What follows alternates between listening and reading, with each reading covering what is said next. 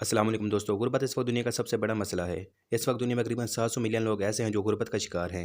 इन लोगों में सबसे ज़्यादा अफ्रीकी ममालिक के लोग शामिल हैं। अगर बात की जाए गरीब तरीन ममालिक की, तो इसमें अक्सर अफ्रीकी ममालिक नज़र आते हैं। गरीब तरीन ममालिक में जनूबी सूडान, बुरुंडी, कांगो, मलावी, चाड और मडगास्कर वगैरह सर फहरिस्त हैं। हमारा आज का सवाल कि गवर्नमेंट यानी हुकूमत बहुत सारे नोट यानी करेंसी नोट छाप कर इन लोगों को अमीर क्यों नहीं कर देती। आज की वीडियो में हम यही जानने की कोशिश करेंगे कि आखिर गवर्नमेंट ऐसा क्यों नहीं करती। और सबसे आखिर में हम बात करेंगे जिम्बाब्वे की, जहाँ की हुकूमत ने बहुत सारे नोट छाप डाले और फिर इसका क्या इंजाम हुआ। चलते हैं वीडियो की तरफ। करेंसी नोट, जिन्हें उर्फ आम में बैंक नोट या फिर सिर्फ नोट कहते हैं, कागज़ का एक टुकड़ा होते हैं जिस पर उसकी मालियत लिखी होती है, यानी 10, 20, 50, 100 वगैरह। हम इन नोट्स को जो कि हुकूमत वक्त की जानिब से जारी किए जाते हैं, रोज़मर्रा की ज़िंदगी में इस्तेमाल करते हैं। अगर बात की जाए करेंसी वैल्यू की, तो इसका मुकम्मल इन्हिसार डिमांड एंड सप्लाई यानी तलब और रस्त पर होता है।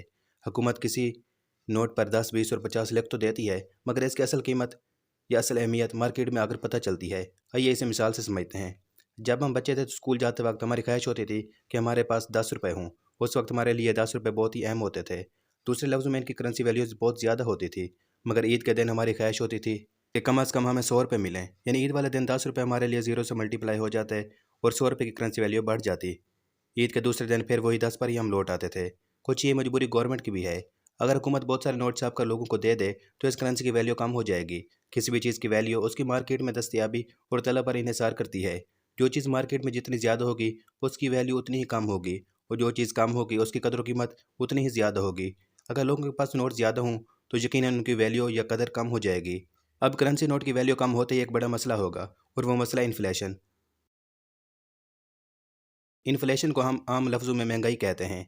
महंगाई से मुराद है किसी चीज़ का क़ुव्वत ख़रीद से बाहर होना। मसलन अगर लोगों के पास बहुत सारे पैसे हैं, तो हर शख्स लैंड क्रूज़र ख़रीदना चाहेगा।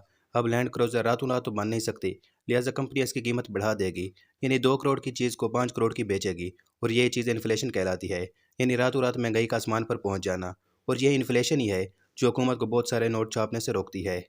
आइए इसे ज़िम्बाब्वे की मिसाल से समझते हैं। ज़िम्बाब्वे में यह कहानी शुरू हुई फरवरी 2007 में। 2008 और 2009 में यह इन्फ्लेशन की हद हो गई। हुआ कुछ यूँ कि ज़िम्बाब्वे की हुकूमत ने लोगों को अमीर बनाने का सोचा और बहुत सारी करेंसी छाप ली। जैसे कि ऊपर मैंने बताया कि बहुत ज़्यादा नोट छापने से इन्फ्लेशन वजूद में आती है, तो रातों रात चीज़ों की कीमतें आसमान पर पहुँच गईं। एक सर्वे के मुताबिक ज़िम्बाब्वे में 2007 में 25,000% तक महंगाई हुई। अब ज़िम्बाब्वे में लोग अंडा खरीदने के लिए भी पैसों के थैले भर कर ले जाते थे।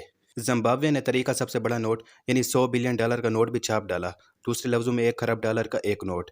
आखिरकार 2009 में ज़िम्बाब्वे ने अपनी करेंसी को छापना बंद किया और गैर मुल्की करेंसी की मदद से कारोबार का आगाज़ किया, जिससे हालात कुछ काबू में आए। और फिर 2015 में ज़िम्बाब्वे ने अमरीकी डॉलर को अपनी करेंसी करार दिया और उसे अपने मुल्क में राइज किया। वीडियो को लाइक और चैनल को सब्सक्राइब कीजिए। अल्लाह हाफ़िज़।